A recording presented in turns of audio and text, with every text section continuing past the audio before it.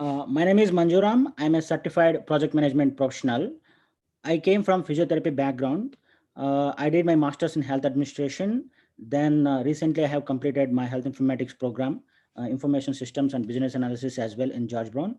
Currently I'm working in the COVID vaccination clinic at Trillium Health Partners Hospital.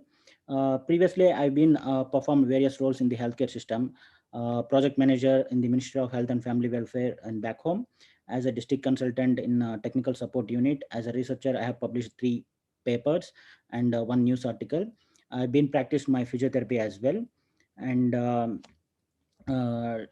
today I'm going to discuss about PMBOK 7th edition. Topic is overview of the PMBOK Guide 7th edition. Why I'm discussing about the specifically 7th edition is um, it is the biggest ever change in the PMBOK history. The first PMBOK guide is published in 1996. From then, if you the structure of the contents is the same. For example, the 5th edition and the 6th edition, the structure is same. One side knowledge areas and the other side process groups. But when it comes to 7th edition, the structure is completely changed away. That is why I'm discussing how the PMBOK guide 7th edition looks like and what is in it. So that's I'm going to discuss today. By the end of the presentation, uh, you would be able to map the PMBOK Guide 7th edition yourself, and you will be able to understand what is the new standard and what is the approaches of project management, and also you can understand what is the current changes in the PMBOK 7th edition, and you will be knowing the performance domains and what are the principles of project management, and we are exploring models, methods, and artifacts in the PMBOK Guide, and also I will be showing you a digital content platform. We'll be navigating together, and this is one of the exciting feature in the 7th edition. And at the end, obviously, you guys are aspirants of a PMP exam, so I will be giving you a few strategies and tips to crack the PMP exam. Um, First, these are the contents I'm going to discuss today. First, I give a brief background and talk about the current changes by comparing the 6th and 7th edition. Then I will be moving into actual contents of the PMBOK 7th edition. Then we'll be ending the presentation with Q&A with the digital content platform as well. The background. Do you guys know that PMBOK is not one book? Yes, actually, it's two different resources in one book. The first one is the standard for project management, and the other one is a body of knowledge. Generally, we call a guide to the project management body of knowledge. What is standard? Standard is just like a general consent for everyone who agrees that we can follow this one. It's a best practice. It's usually designed by an authority. Generally, the standard for project management is developed by ANSI. ANSI stand for American National Standard Institute. And what they do, once they develop the standard, they put in the open source, and they ask the public review comments, and they take the public consensus into consideration, and the experts will review all these feedback, and finally they publish the document, and it serves as the foundational reference for people who are practicing the project management. But when it comes to body of knowledge, it's published materials as well as unpublished materials. Um, it is generally considered as good practice, generally recognized as good practice. What is generally recognized means, if you follow these practices, or if you can apply these practices to the most projects most of the time. So what is most projects most of the time? That means it's not for every project. It's only for most projects most of the time. You note down this point. I will be coming back in the later slides. Good practice means if you follow these practices, this knowledge, skills, and tools, if you apply these things into your project, the chances of success will increase and you can get the expected benefits out of it. This is what intended for the PMBOK guide, and the standard developed by ANSI, and the guide is the body of knowledge is published by PMI, and both together embedded into one book, that is PMBOK guide. And the next slide, yeah, there is underline words, underline the sentence, note down this, please. Applicable to most projects most of the time. And the current changes. Before going into current changes, if someone asks me, can you map the sixth edition, or can you explain me sixth edition, uh, so I can show this table and tell them, in the PMBOK sixth edition is one side there is a knowledge areas, starts from project integration management to project stakeholder management. On the other side there is a initiating to closing process groups. This process groups comes from the standard, this knowledge areas comes from the body of knowledge. And we have different processes which interacts between knowledge areas and the process groups. And we had different tools, techniques, outputs from each processes. This is the PMBOK sixth edition, but how will be the seventh edition look like? How will be seventh edition looks like? At the end of the presentation, I'm going to reveal the seventh edition, the framework for the seventh edition, how the framework look like. Can you guess how many pages will be in the new edition? Does anybody can put in the chat box? The sixth edition has almost 800 pages. But can you guess how many pages will be in the seventh edition? I can see on response 700, 900. No, it's actually there is very less pages, 370 pages in the seventh edition. Drastically, they reduce the size of the book. But if you remove the glossaries, references, all those things, it will be just 250 pages. Why they made this a big change? The reason is they want to make it more user-friendly and readable for the audience. I recall that when I was preparing for the PMP exam, I asked a few people, what resources can I refer? People said that they're telling PMBOK is very dry. It's tough to read, tough to understand. So go for other materials like Rita, Head First, and so and so other materials. But if you read other materials, and those materials are actually developed from the PMBOK guide, the original, you are missing the original content, but you are taking the other content into consideration. So PMI don't want that, because PMBOK has a lot of credibility in the market, and it is a foundational reference guide for the practitioners. They want people to able to understand the PMBOK, and it must be user friendly and readable, and they stay on track. And also we can see the evolution of technologies has changed, as rapidly changing the way we get done work. So I explain in detail by showing you one video. Also, if you see the PMBOK Guide 6th edition, it is by nature more leans towards the predictive methods. Like we have project development as well as predictive methodologies. There is hybrid methodologies as well. It's more prone towards the predictive methodologies or waterfall methodologies. But it is not much applicable to adaptive or agile approaches. So I just want to, before discussing a little more, I just want to present a video.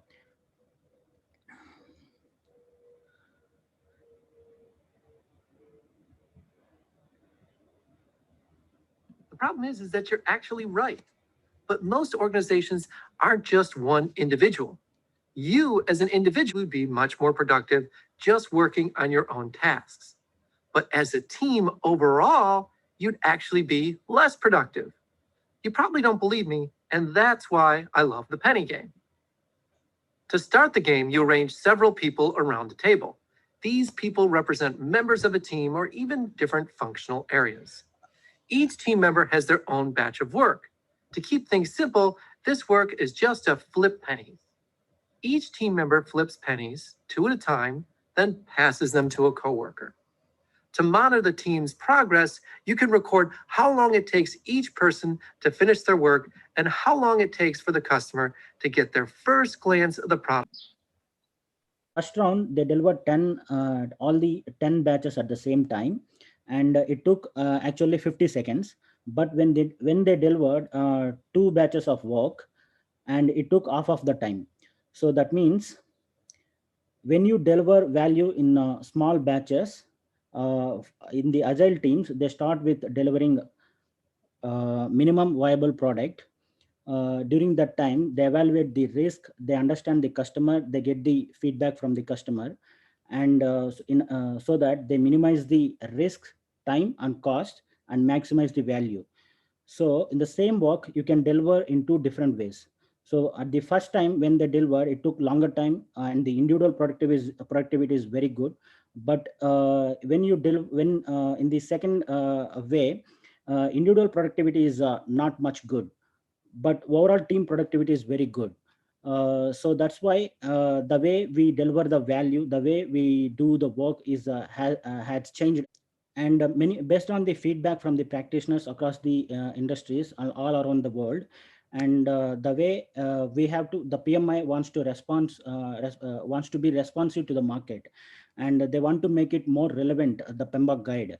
So they made these changes in order to applicable to everyone who involved in the project, not just the project managers, but everyone who involved in the project.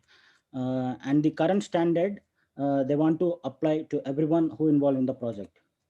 And the current standard is developed by ANSI, and the ANSI every 4 to 5 years once it's update its contents based on its quality standards.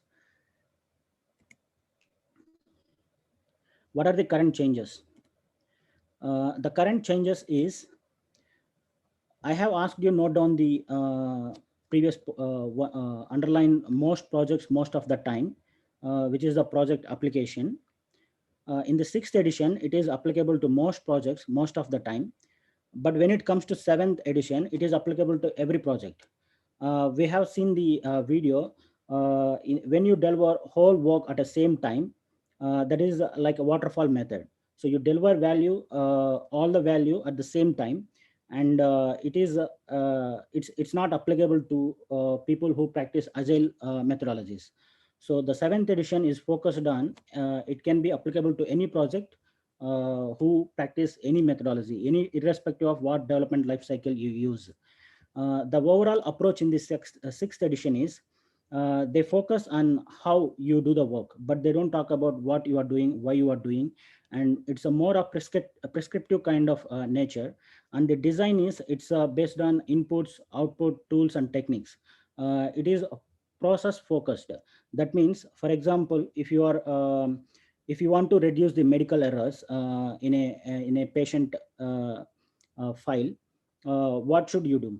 For example, if you implemented EMR and still there is a medical errors in the patient chart, so you focused on training the human resources. So trained human resource is output, but reducing medical errors is the output. So the sixth edition is just focused on the output, but the seventh edition, it focused on the outcome. You focus on the activity, you train the resources and you monitor them, you track whether they have learned the system, whether they are able to operate the system or not. And so their focus is outcome based. They don't talk about what you do, but they talk about how you are doing, how you deliver the value, how you gain the value. That is the seventh edition talks about. And it guides the your mindset, it guides the what you have to do, but you don't tell how you do it. So that is why it's the shift is focused on principles rather than the tools and technologies. So tools and techniques. And in terms of project environment, there is not much changes, either it is internal or external. It's the same for seventh edition. But target audience primarily for the sixth edition is a project manager. For the seventh edition, whoever involved in the project, it is applicable for everyone because it's a principles focused. And the degree of change is like the sixth edition, it developed based on the fifth edition based on the revision of fourth edition, like it just incremental revision. But when it comes to seventh edition, it's a principles focus, it focus on the value delivery, it don't talk about it is not on the based on the sixth edition. It considers the current market, current situation, feedback from the professionals, and it is value focused. Tailoring guidance. Tailoring guidance, there is no specific guidelines in the sixth edition, but when it comes to seventh edition, there is a specific guidelines on the how you tailor the project. So I'm going to explain all these contents in the coming slides. The contents of seventh edition we are going to discuss now. Hmm, in the sixth edition, usually it starts with the body of knowledge, introduction, then the knowledge areas, then it goes to the standard. In the standard, that talks about the initiation, planning, executing, monitoring and controlling, closing, then appendices. There is no PMI standards plus digital content platform in the sixth edition, but it's this new edition for the seventh edition. And in the seventh edition, it starts with the standard. It just reverses the structure here, but here it starts with the introduction, and also talks about system for value delivery. Then it talks about the principles, then it moves to the body of knowledge. It explains the performance domains and tailoring models, methods and artifacts. Then at the end, appendices, glossary and index. So I'm going to explain all these contents. First, start with the introduction. In the introduction, it talks about what is standards, uh, whom it is intended for, and purpose of the standard. This is the introduction. Then we will move into value delivery system. What is value delivery system? In the PMBOK guide, they talk about the value delivery system. So I'm going to explain you that. In the value delivery system, how the information is flows from one system to other system, it is explained actually. uh, in the top of the organization, there is a senior leadership.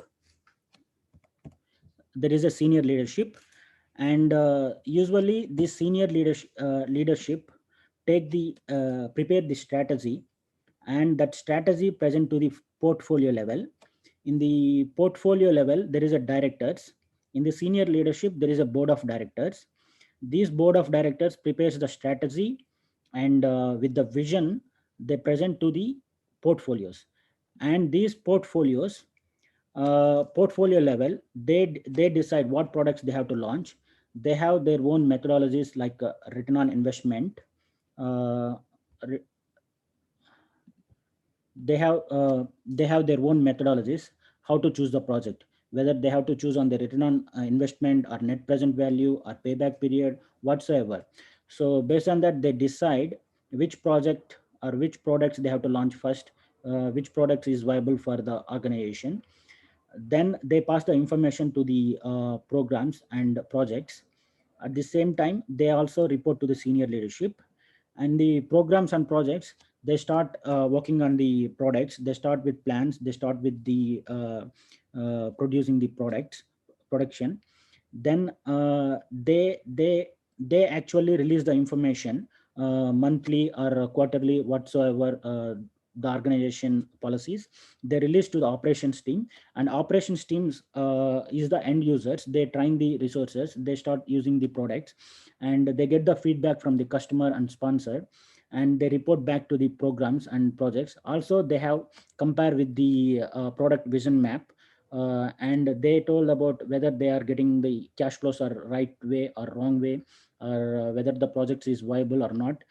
They will also report to the senior leadership. This is a, simple information flow in the value delivery system. In the PMBOK guide, it is detail. They explain in detail. Now moving back to the presentation,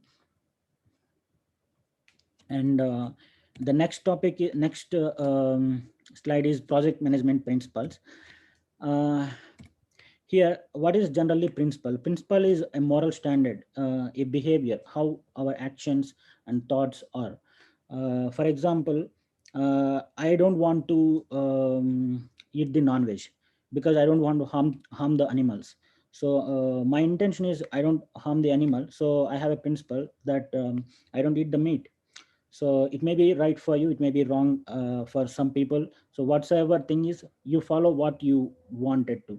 You follow the specific behavior, you demonstrate specific behavior, so that you can influence others, or you can influence yourself, whatsoever it may be. So in the projects, we have a project management principles. This actually influence the shape of the project systems so that you get the desired outcome. That is for principles. And also it serves to make a strategy or to take some certain decisions or problem solving. And also these principles generally they consider as good practice so that you can deliver effectively your projects. And also it's not a prescriptive nature. That means you need not to follow every principle. You follow what is fit to your project, what is fit to the context. That is the principles. And principles is usually aligned with the PMI code of ethics and professional conduct. They have a values. These principles align with the values, and those values are responsibility, respect, fairness, and honesty. All these principles they must be aligned with these four values. And what are those principles? The first principle is be a diligent, respectful, and caring steward. Be a culture of accountability and respect. Engage stakeholders to understand their interests and needs. Focus on value. Uh, Recognize and respond to system interactions. Leadership. Tailor, tailor the delivery approach based on the context. Quality. Build quality into processes and results. Complexity. Address complexity using knowledge, experience, and learning. And address opportunities and threats. Be adaptable and resilient. Enable change to achieve the envisioned future state. Change management. So these are the 12 principles in the in the new PMBOK guide. Uh, and next we will be moving into performance domains. Performance domains. Performance domains. Let me explain. Let me take an example. For example, you want to improve the process efficiency, you want to reduce the waste, you want to minimize the cost. So you implemented lean methodologies into your production, into your production unit. You also focused on Six Sigma methodologies in order to minimize the waste, so that you can reduce the cost, you can increase the efficiency, you can improve your production capabilities, you can minimize the variations. So your desired outcome is to minimize the cost, to increase the efficiency. So you are going to adopt a specific activity. Like that, performance domains has specific activities which you do to get a desired outcome. That is performance domains intended for.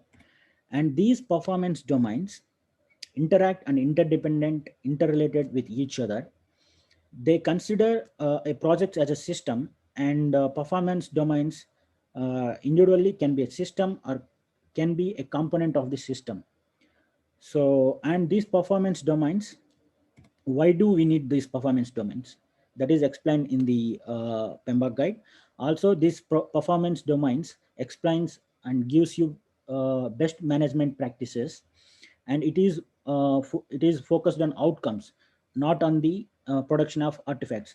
Like for example, you have very good stakeholder engagement plan, but none of your stakeholders is participating actively into decision making. So having a stakeholder engagement is an output, or you have an artifact, you have a plan in place, but when they actively participate in decision making, that is an outcome of the stakeholder domain. That is when you actively engage them, they are participating in the decision making. That is the outcome. So what is your focus, whether to having a plan in place, or whether you know you need an intended benefit, you will be able to get the desired benefit. So the performance domains mostly focused on outcomes rather than outputs. You do a specific activity to keep a desired outcome in mind. So you do that activity to get a desired outcome. And there is 8 performance domains currently we have. The first one is stakeholders, teams, development approach and life cycle, planning, delivery, project work, measurement, and uncertainty. So these are the 8 performance domains in the PMBOK 7th edition. And now we'll move into tailoring. Tailoring. Why you need tailoring? Why do we need to tailor?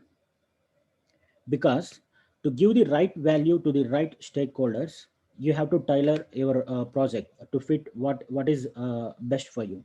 For example, if you are designing a mobile application, it has many lot many features.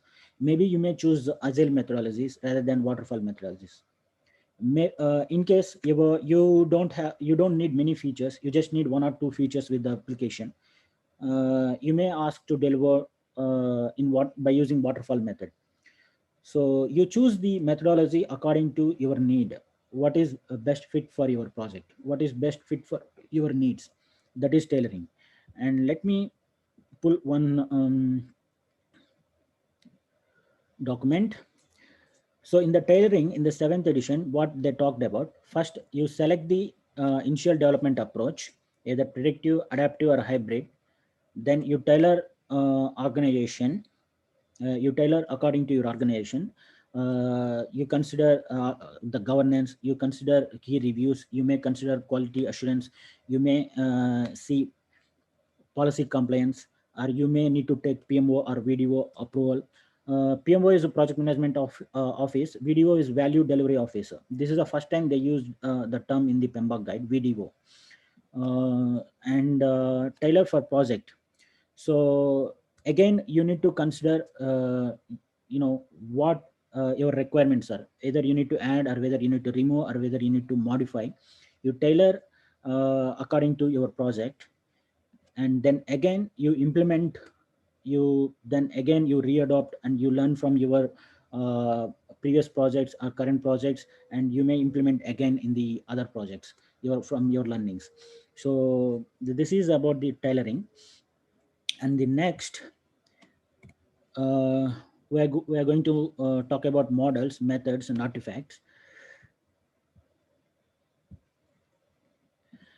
We have seen in the 6th edition, different processes, they are using different techniques. But in the 7th edition, they have taken best models, best methods, and artifacts from the 6th edition, as well as there is a new methods, new models, and new artifacts we can see in the 7th edition. What is a model? Model is like a thinking strategy to explain a process or a framework. Method is it's a mean to achieve an outcome. An artifact is a document like a project. It can be project charter. It can be a stakeholder engagement plan. It can be something else. So these are the sample models. For example, we have few process groups there. ADCAR model. This is a change management method. One of the change management method. Situation leadership, Kunin framework, Tuckman ladder, theory of needs. You can see Kunin framework is the new one. You can see ADCAR is the new one. Situation leadership is a not new, but they didn't clear in the 6th edition. It is much more clear in the 7th edition. In the methods, there is a story point estimation, net promoter score, wideband Delphi. These are the agile methodologies we can see in the 7th edition. And lessons learned, project closure, probability and impact matrix is the same thing in the 6th edition as well. And the artifacts, like project charter, risk register, engagement plan, prioritization matrix, user story, value stream map, these 3 are new in the 7th edition. There are many other things you have to review. We will be I will be explaining you in the later sessions. This is about models, methods, and artifacts. Um Now we will be moving to annexes and appendix. Usually, there is a 5 sessions in the appendix. Section 2 is important. It talks about project sponsor, and section 3 is also very important. It's talk about PMO. Section 4 is also important. It talks about product management, and project sponsor and product management. This is the first time in the PMBOK guide they're talking. In the 6th edition, they didn't mention at all. In the 7th edition, it might be a little interesting to see what is in the product management. The glossary is nothing. It's just a references things, other lexicon, other terminology they have mentioned. What is included, what is excluded. This is the contents of PMBOK 7th edition. Now, I have told you at the beginning, the framework of 6th edition is looks like this: one side knowledge areas and other side process groups. But how is the new edition looks like? The 7th edition looks like this. You can see image on the right side. If you take this as a project or organization, we have principles of project management, which guides our behaviors or actions that can influence the project activities. And the project activities we perform under various domains, these domains. Of course, we take a model for communication, model for stakeholder engagement, or different Tuckman ladder for team building, and different methods like story point estimation, user stories, like that. We consider these models and methods, and we tailor according to our project context. And in the process, we can see there is a artifacts and deliverables coming out as an output, and all these together we are working to get a value for the system, to generate a value for the system. And this system influenced internally by other projects, other programs, or by people in the organization, and also externally, like government policies, market conditions, current economy, like even situations like pandemic, COVID. So all this together work to generate value in the system. The focus is to generate value in the system. So this is the framework of 7th edition. We have principles of project management, which guides our behavior, and we perform various activities under performance domains with interacting models and methods. And we tailor our project according to our project needs, and we produce deliverables and artifacts. All these generate value to the system, and system is influenced internally or externally. This is how the PMBOK 7th edition looks like. So this is the overview. If someone asks you how you can map the 7th edition, you just need to show this image and can explain. And the next thing is a digital content platform. This is one of the exciting feature in the 7th edition. But how would you update? How would you update? The answer is PMIstandards Plus. This is a digital content platform. If you are a PMI member, you can log in. It provides you real life problem solving techniques in the field of project management. For example, you can use the search option and see different plans. For example, uh, I want to see some templates. Just type some templates. I can see SWOT analysis, for example. I can see requirements documentation template. So I can download and use this template to modify according to my project needs and use this template. You can see end value analysis template. So you can download, you can use these templates, and also you can see different things as well. Like for example, project charter template. Um, you can see project milestone checklist templates. There are various things you can access in this platform. You can use the filter options as well. For example, I used adaptive. I just took the telecommunication. For example, I want some videos, this, and I apply. For example, I didn't find this thing. You can ask the video. You can type what you are looking for, and you can submit. The PMI digital content team will review what you needed, and they pass the information with the experts in the industry. They update what you needed. That is how this PMI standards plus is working for to solve your real life needs. This is not fully developed. It's in a development stage. This is mainly you can't wait for a long time. If you want to if you need certain things, um, it talks about real life, what is outdated, what is currently new things in the market. They will update here, and you can be stay relevant to the present context. So this is one of the great platform to know, to access various templates, various plans, and if you have any problem, you can interact with other people. They will update what you needed. This is the PMI digital content platform, also called PMI Standards Plus. So only members have access for this. And let's go back to the our presentation. These are a few references I took from some LinkedIn resources, mostly from the PMI website. And there are a few webinar sessions even I attended from projectmanagement.com. So these are the references. And do you have any questions?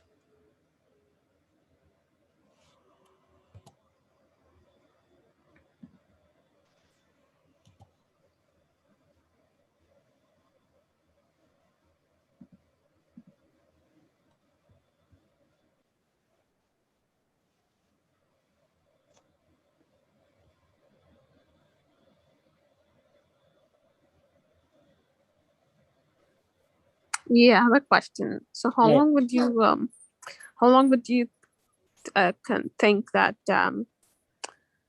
it will take to finish the entire book, like the 7th edition of PMBOK? So the question is not clear. Can you? So I'm going to repeat it again. So my question is, how long would you think it will take to finish reading at least once the entire 7th edition? Okay. 7th edition, if you can finish it in 2 weeks as well. It depends on the how much time you spend on a day. For example, so far I finished I gone through entire PMBOK. I just glanced the PMBOK 7th edition, and the standard for project management. I have finished within a week. Daily, I'm studying in 2 hours per week, 2 hours per day. I think if you study 2 to 3 hours per day, you can finish in 3 weeks. 3 weeks time is enough to finish the 7th edition. Good. Thanks. Yeah, and it is 370 pages. So the main contents is 250 pages. I think you missed the earlier conversation. Mm-hmm. Yeah. Well present. Your presentation is very well. Good job. Yeah.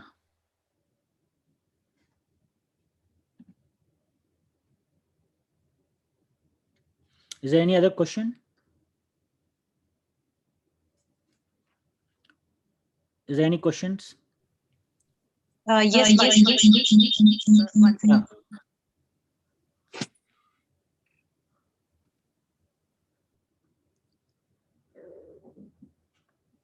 Okay.